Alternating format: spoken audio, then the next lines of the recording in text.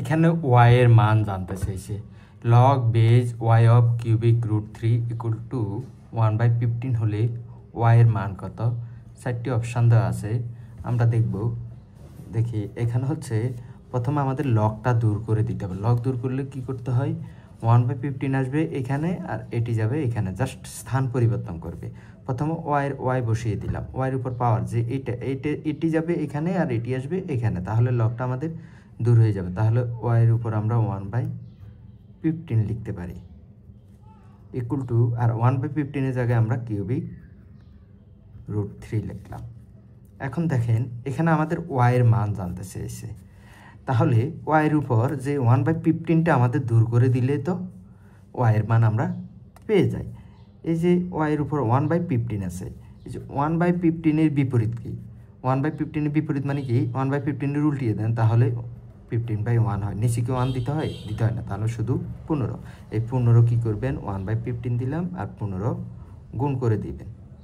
তদ্রূপ এখানে যেহেতু আমরা বাম পাশে 15 গুণ করছি পাওয়ারের সাথে, ওয়াইয়ের পাওয়ারের সাথে, তাহলে এখানেও আমরা কি করতে হবে?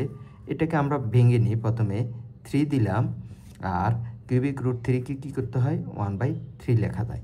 তাহলে আর হচ্ছে এই যে এটিকে আমরা এভাবে লিখতে পারি, দেখেন 3 1/3 পাওয়ার 1/3 লিখতে পারি। তাহলে আর 15 গুণ করে দেন, যেহেতু বাম পাশে 15 গুণ করছি, তাহলে এখানেও আমরা 15 গুণ করে দিতে পারি। এবার আসেন, এই যে 15 কাটা, তাহলে শুধু y থাকে, আর এখানে কি থাকে? দেখেন 3 দিয়ে 15 কাটেন, 3 5 15, তারই 3^5 থাকে। তাহলে এখানে হচ্ছে y ইকুয়াল টু 3 কয়বার গুণ? 5 বার গুণ। 3 যদি আমরা 5 বার গুণ করি তাহলে 243 পাই। এই যে আমাদের আনসার। এভাবে আপনাকে পাওয়ার যদি কখনো দূর করতে হয়, তাহলে ওই পাওয়ারকে উল্টিয়ে দিলে যে বিপরীত সংখ্যা দিয়ে তাকে গুণ করে দিবেন, তাহলে পাওয়ার দূর হয়ে যাবে। বাম পাশে গুণ করলে অবশ্যই ডান পাশে গুণ করতে হবে। আরেকটা বিষয়, যেমন এই যে এরকম আছে, এরকম হলে 3 উপর 1/3 লিখতে হবে। যদি এখানে 4 থাকতো, 3 এখানে জায়গায় 4 থাকতো 3 জায়গায়, তাহলে 3 থাকতাম 1/4 লিখতে হতো আমাদেরকে। এটি সূত্র।